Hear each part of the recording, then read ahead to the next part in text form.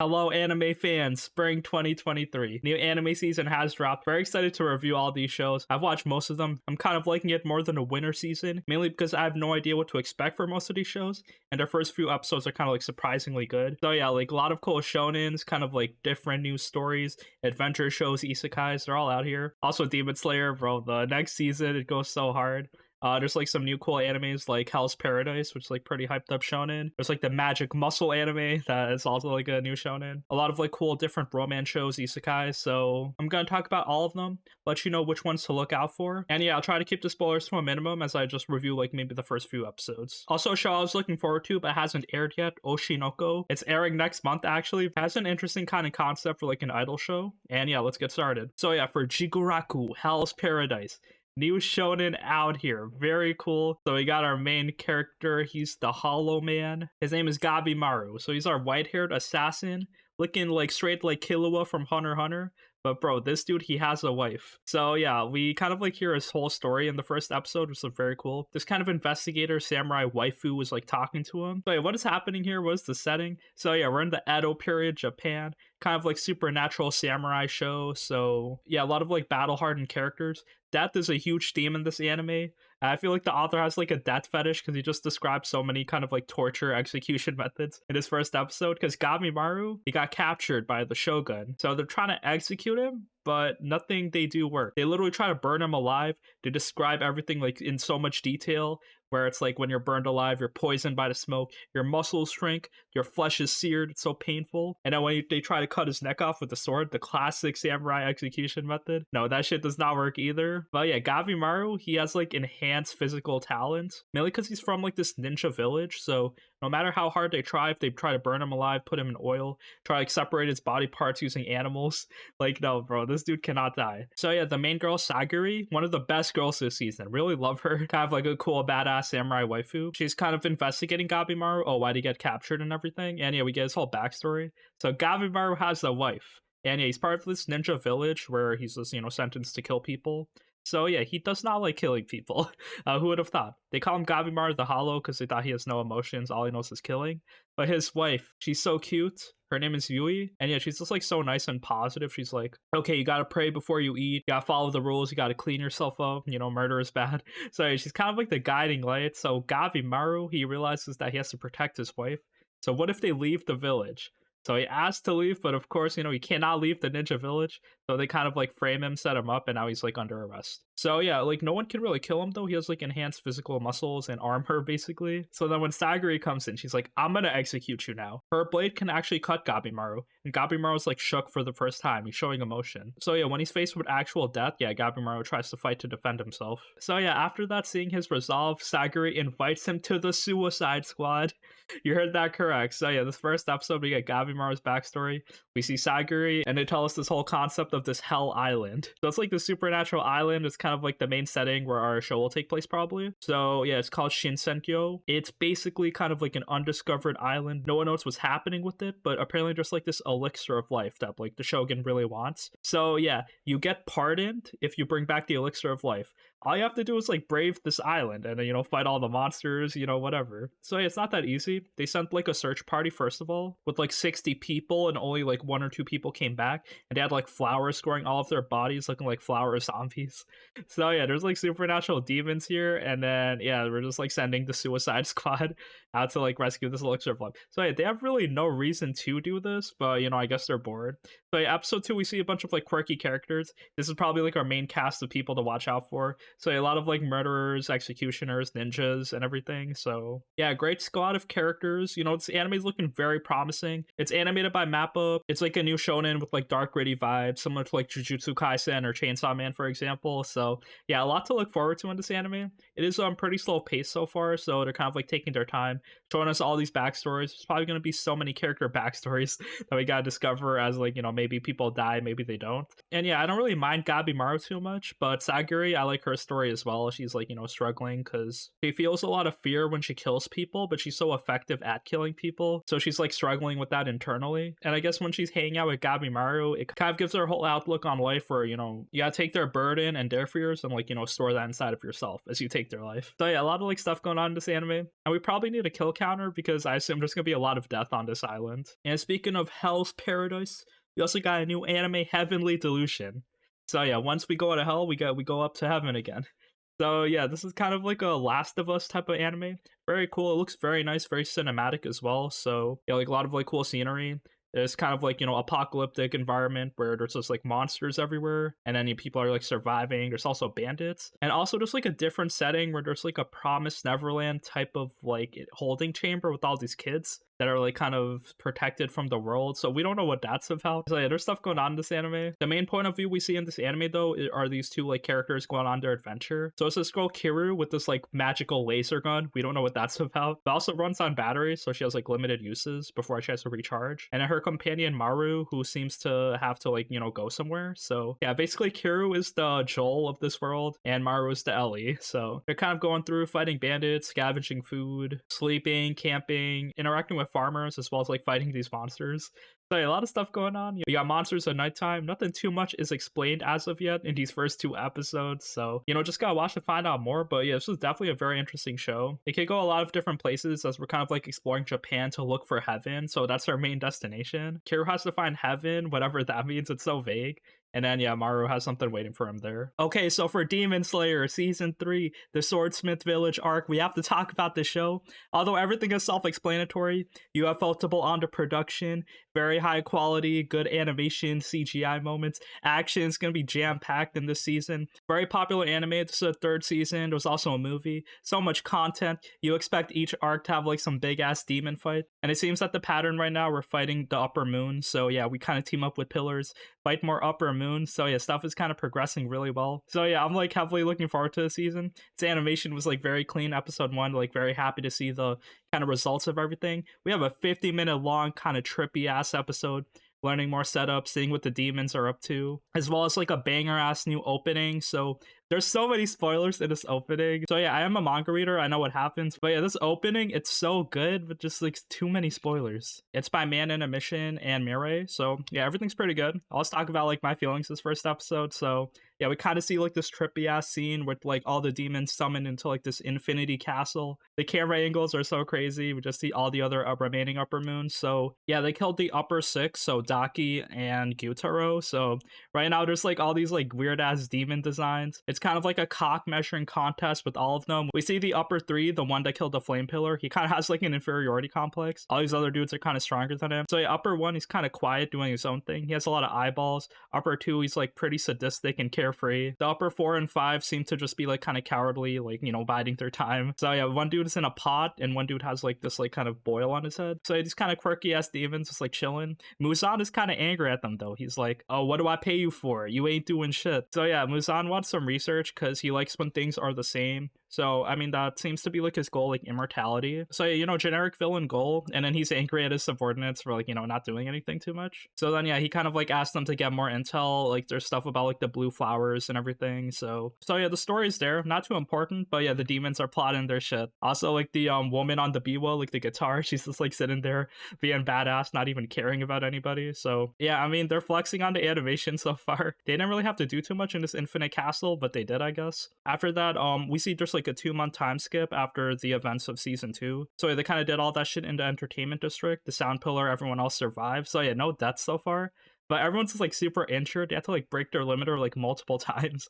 So yeah, it's no wonder that they're in a coma. But yeah, Tanjiro wakes up. He's the last one to wake up, so Zenitsu woke up first. And then Inosuke a few days later, and then Tanjiro last. So yeah, everyone's kind of happy. All the girls are just like surrounding him, like, yo, Tanjiro, we're so relieved. So yeah, very happy, heartwarming moment. Tanjiro, he has to get stronger. He went physical therapy, rehab, all the other girls are there. Kanao is also happy, like the quiet butterfly girl. So a classic comedy, kind of like bringing us up to date on stuff. So our next goal right now, that we see is that Tanjiro's sword, it is broken. He hasn't gotten a replacement in 2 months. And then the swordsmith that he got it from, he's kind of avoiding Tanjiro. He hates Tanjiro for breaking that shit so much. So then yeah, what other better destination to go to than the Swordsmith Village? Title drop right there. So yeah, it's like a kind of hidden village. All these pro-ass swordsmiths there kind of like doing stuff, helping the Demon Slayer Corps. So yeah, they keep it secret. Tanjiro kind of like travels there after like, getting carried by multiple escorts, and he can't see where he's going or anything. So when he finally arrives, beautiful ass village, we see a bunch of characters just like living here. And now we also see some pillars. So Mitsuru Kanroji, the love pillar. Not too much to say about her character, except that,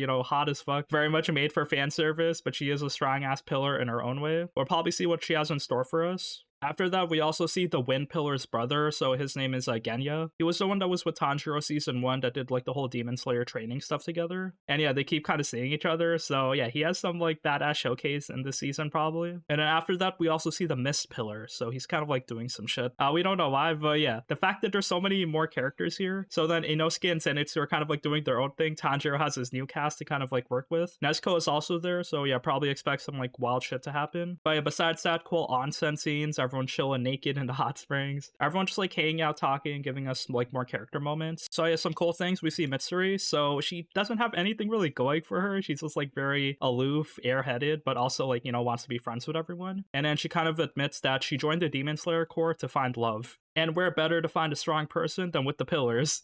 So yeah, she just trained to be really strong just to find love. Kind of reminds me of Bocchi from Bocchi the Rock, just like doing her grind set, trying to make friends by like, evolving her skills. After that, we see some backstory with Tanjiro's family. So we see his dad that looks exactly like him, and he's just like a random coal seller. But we see kind of his cool uncle that has the earrings and taught him the fire breathing. So yeah, this dude's pretty mysterious, but he's like, oh, I'm not a hero. I don't deserve any praise. I'm just living my life. I failed once. So yeah, he has like kind of his edgelord backstory that we don't really know too much about yet. But yeah, they're setting things up. They're going to learn more about Tanjiro's past probably. Gonna see like what the Swordsmith Village has in store for us. We see like the Upper Moons might be planning something here. And yeah, judging by the opening, there's so many spoilers that it's opening, but I mean, I guess if you don't have context, it's fine. Also, the song hits pretty hard, so yeah, that's it for Demon Slayer. 50-minute long episode 1. Probably gonna be another banger ass season. A lot of action, probably. All right, so for KonoSuba, an explosion on this wonderful world. So yeah, this is the Megaman backstory. It's there's not that much to say about it. It's what you expect. So yeah, Megaman. I guess she was like one of the more popular characters, especially after the movie came out. That like we visited her village. Now they made a whole spin-off, bro. We need a season 3, but nah, they're like, okay, Megaman side story. So yeah, we kind of see like the usual, like her and Union growing up, them going to magic school, her kind of growing up poor, and then like having to do a lot of like funny stuff.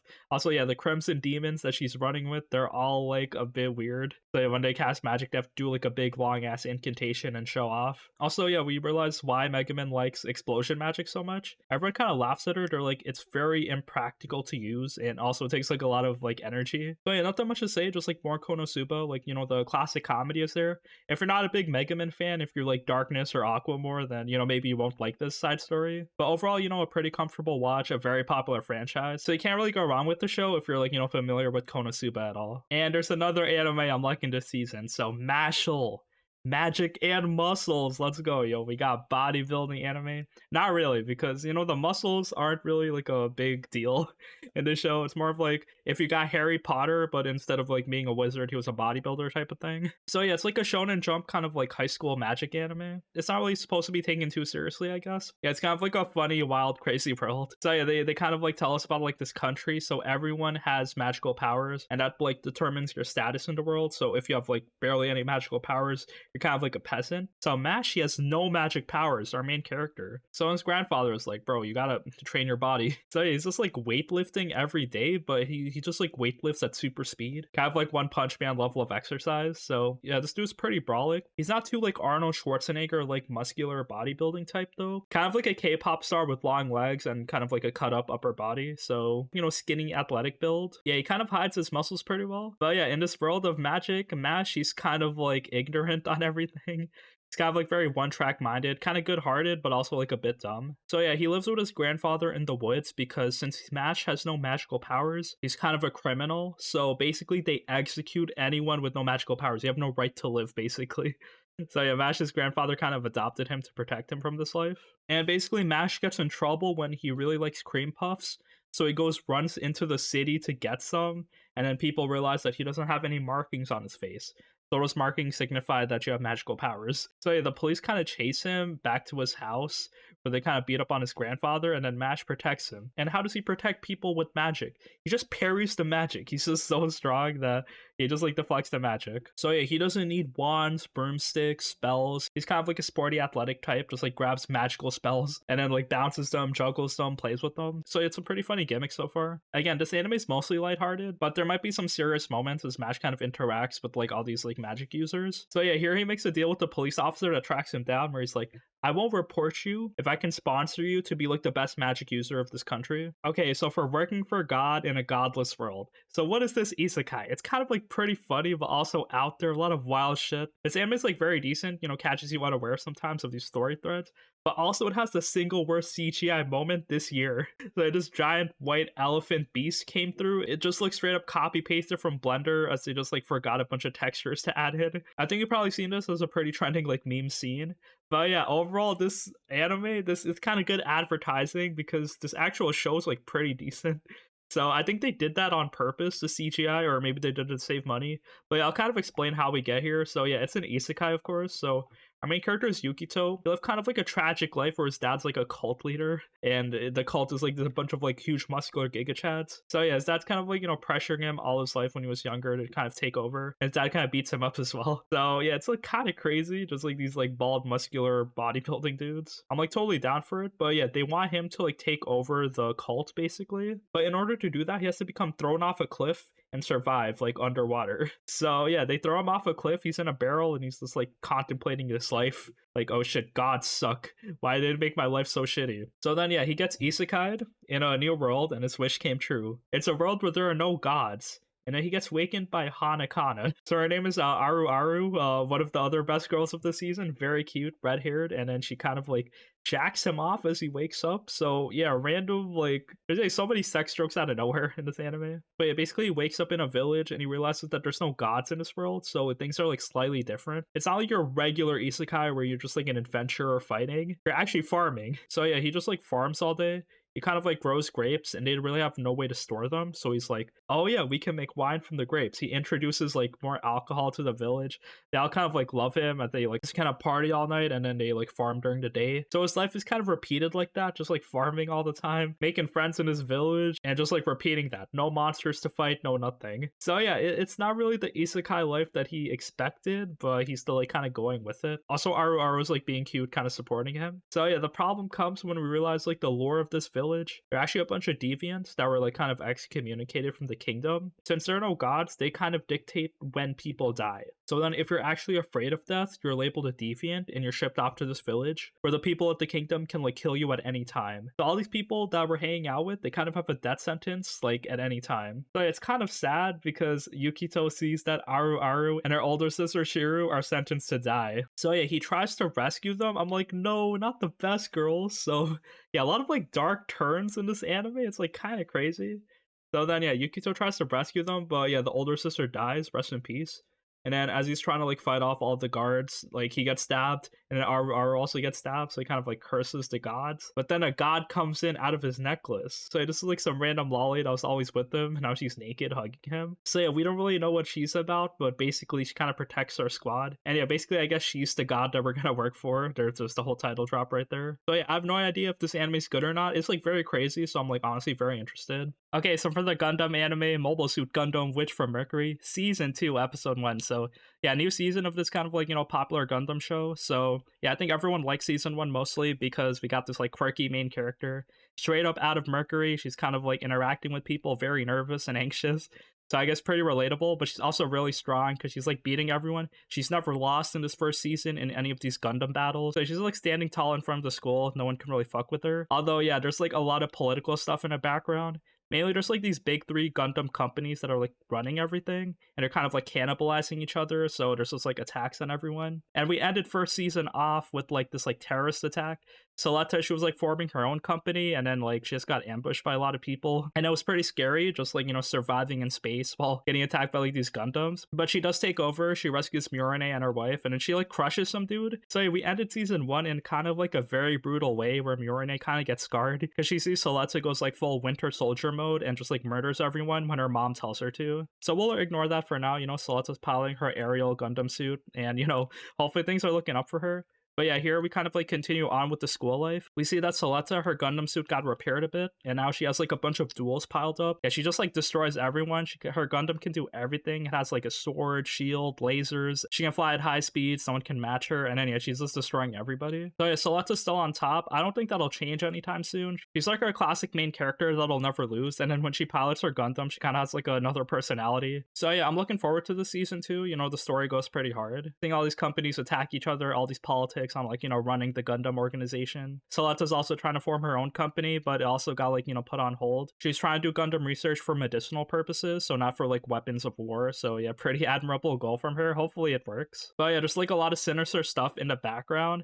So yeah, we see that the terrorists that attacked her in the end of season 1, 2 of them are part of Earth, and they're kind of like cute girls, and then they joined the school. So they joined the Earth house that Soleta's hanging out in, and she doesn't really put 2 and 2 together that they're the ones that attacked her. So yeah, it's pretty sinister, and when their identities do get revealed, Soleta challenges them to a duel. She mainly does that because they're trying to murder her friend, so she kind of ignores the murder plot and is like, okay, I'll duel you. So I'm guessing next episode there'll probably be a big battle. They'll probably share their own points of view. Soleta on like, you know, being nice, not like attacking people, murdering people. The Earth people probably talking about how they've been oppressed and everything. And after that, Soleta probably beats them, changes their mind, and they become friends. So yeah, we just gotta see, but you know, solid episode. Okay, so for Dr. Stone, New World. So season 3, things are progressing. This anime is like really funny, kind of like lighthearted, just like exploring, trying to, you know, kind of take back the world, do some like farming, some inventions. So yeah, season 1 and 2 were kind of like vastly different. A lot of stuff happened. So season 3 seems to be doing its own thing as well. So that's what I like about Dr. Stone. They're like spicing things up. It doesn't really overstay its welcome. And yeah, basically you probably know what happened season 1. You know, the whole world's turned to stone.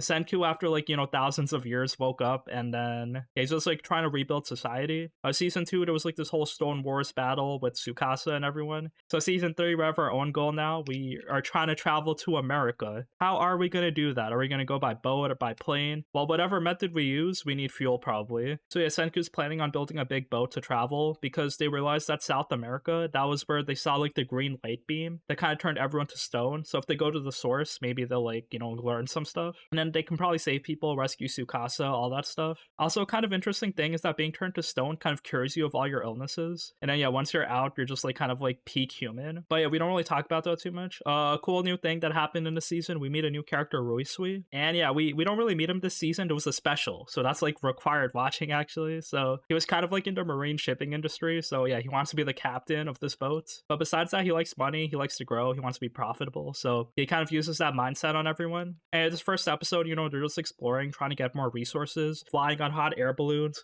trying to look for stuff, either fuel, also like crops and wheat to kind of like grow, so they don't have to worry about food. So yeah, stuff is happening. We see new villages are growing. Also, they're kind of like gathering up all these stone people, trying to unfreeze them. So a classic Dr. Stone, we'll see what's gonna happen. Comedy's on point, a lot of gags, very educational animes. So, you know, you'll probably learn some stuff. I think one funny thing that happens as we end the episode is that they try to make bread from the wheat that they grew. The problem is there's no chef so far that's been freed. So yeah, they're like, our next goal is to unfreeze a cook, because just because you know science doesn't mean you know how to prepare food. And yeah, that's it for Dr. Stone this week. We'll see what's gonna happen. Okay, so for My Home Hero, so yeah, this is kind of like a pretty thrilling anime. So yeah, a lot of like drama, dark stuff happening. The story's pretty enticing, like it grips you on certain stuff because you're like, oh shit, are they gonna get away with this? What's gonna happen? So yeah, pretty scary anime, nothing lighthearted about it at all. So if you kind of hate like darker themed stories, you probably won't like this one too much. So this one basically follows like this dude. He's kind of like a father. He's trying to protect his daughter from her abusive boyfriend, who's like this Yakuza guy. His daughter's kind of stupid because she like stays with him. She's like, oh, I can fix him for real. But this dude just like beats her up every day. He kind of like tries to steal her money as well, wants to take her inheritance. So he does not care about her. So it's really funny how evil he is. And then like, yeah, we basically got the dad trying to protect protect her. The thing is, he gets blackmailed as he's trying to follow him, so yeah, he just has nowhere to go. So then when he finally tries to sneak into her apartment, he sees the dude there, the dad overhears him, and then once they like see each other, he has like no choice but to murder him. Also, dude's gonna kill him. So it's kind of like a self-defense type of thing. But yeah, the police won't believe him since they have blackmail on him. So it's basically him and his wife. His wife is actually super supportive, and then she's like, let's hide the body, let's commit this murder and, hopefully get away with it. So yeah, basically just like an average family going against the Yakuza. Apparently the dude they killed is like the son of someone very important. So yeah, it's like pretty thrilling. It's not really a realistic show at all, but it grips you sometimes. Every episode basically so far has like a cliffhanger at the end, so you're kind of like curious what's gonna happen. So yeah, hopefully our squad, our family make it out of this. All right, enough for Birdie Wing.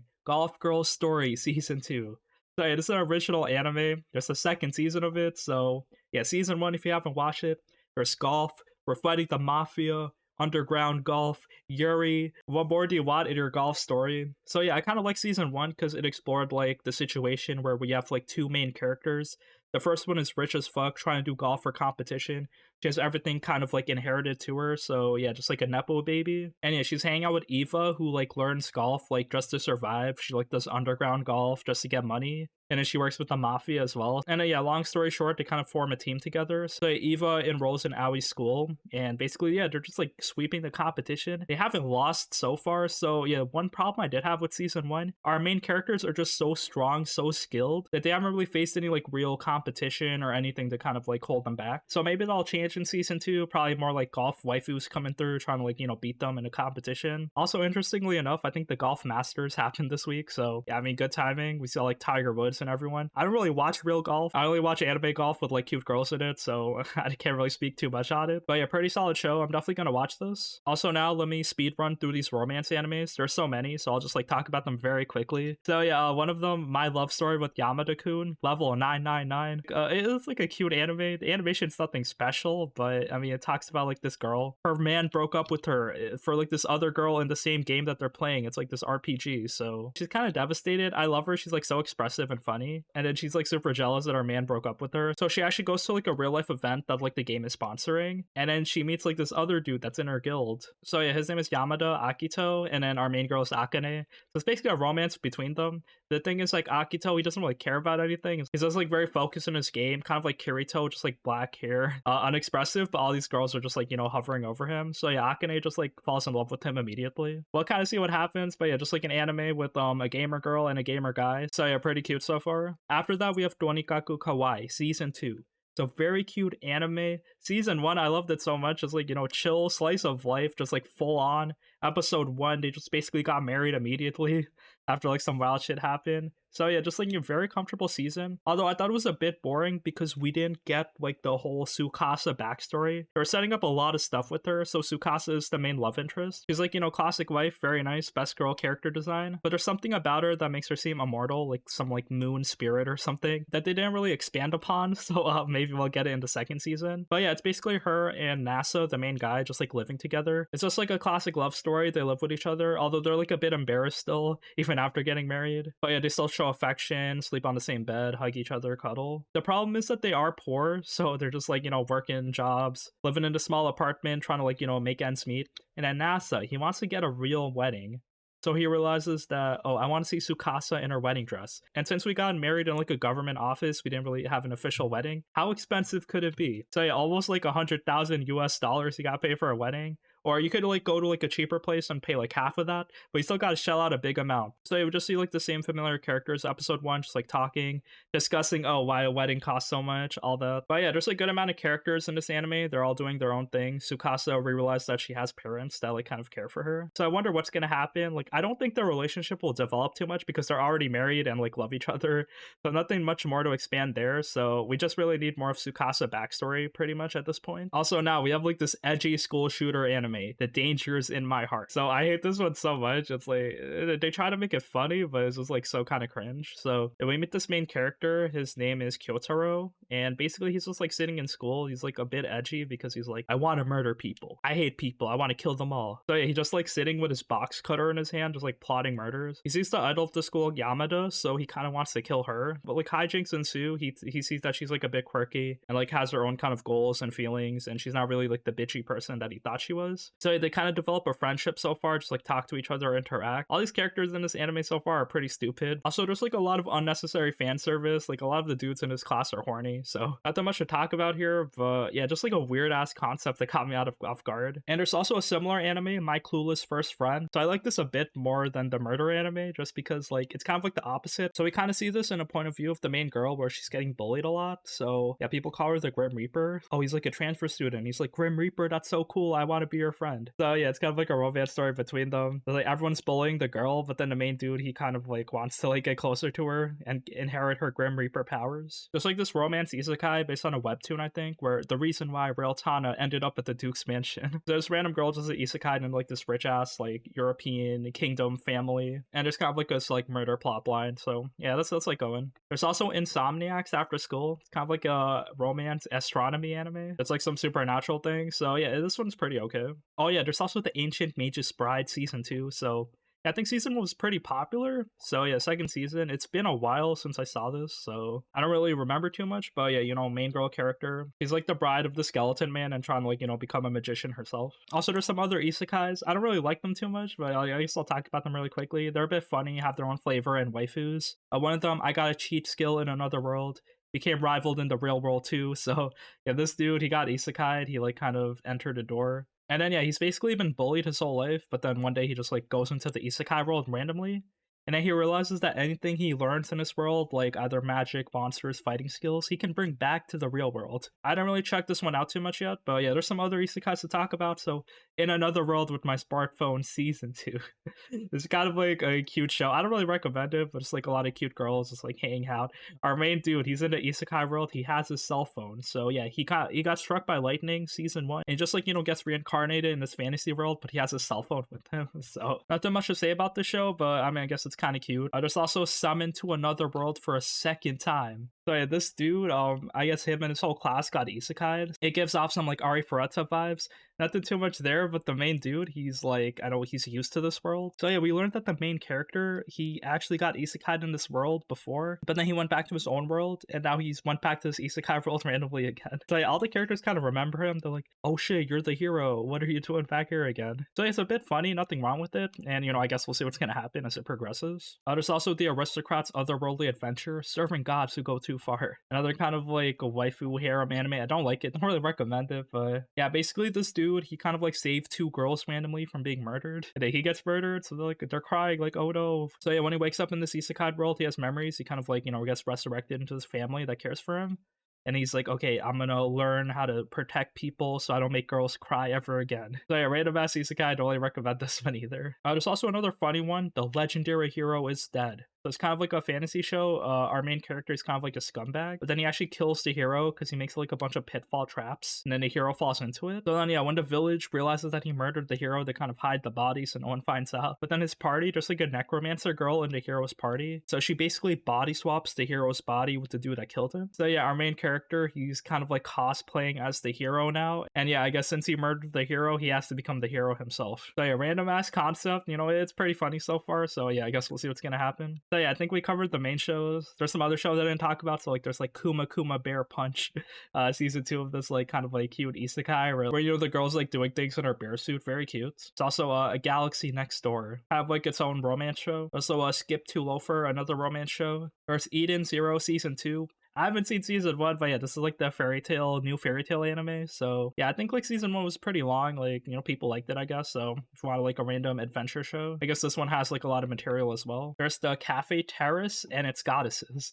So yeah, a bunch of like cute girls like running this cafe. And yeah, it's kind of like a harem with the main dude. He owns the cafe. All these girls are like, bro, don't shut it down. It's like kind of like a very cute show. Also, speaking of cute shows, we got Kawaii Sugi Crisis, also known as Too Cute Crisis. So it's like this alien girl named Lisa, and then she's kind of like traveling in space with like her whole squad of people, trying to like explore other planets and see if they're worthy to live, if they're like technologically advanced or not. She sees that Earth is kind of like not too advanced, so she's gonna like send down a death beam to kill them. The thing is, while she's doing research, she sees that the animals on Earth are just way too cute. So she comes across a cat cafe. The cats are so cute. She's never seen anything like this. And she realizes that not just cats, there's dogs, hamsters, rabbits, all these cute ass animals on Earth. So she's also, you know, hanging out with all these animals. Very cute show. There's also the Otaku Elf. So yeah, funny show with just like, you know, this elf girl working in a shrine, and she's like, you know, very lazy, likes to play video games, sitting at home all day.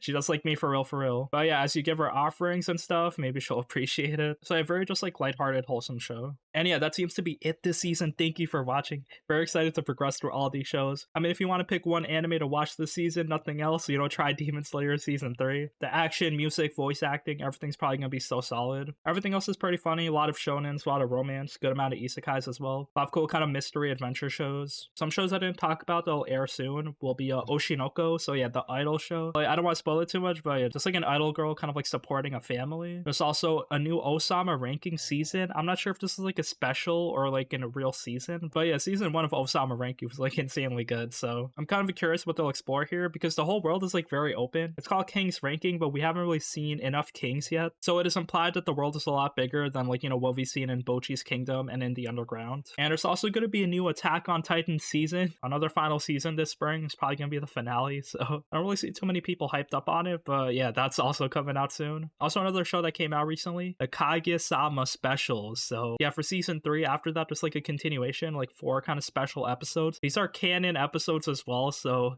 highly recommend watching them because they are pretty funny. I've explored a lot of the character arcs. One problem I did have is that Kaguya, she kind of like devolved as a character. So you know how romance shows, they kind of like artificially pad the season. Also, yeah, the new Vinland Saga season is also continuing, so that one's also very hype. Kind of exploring like a new story point with new characters, as we see like kind of this Einar lookalike, who's Arnhide's real husband. So god damn it, bro. My man getting cooked. So yeah, thank you for watching again. Let me know what your favorite animes this season are so far. And yeah, we'll kind of continue on next week. I'm planning on reviewing every week of anime. And yeah, just like talking about which shows are exciting.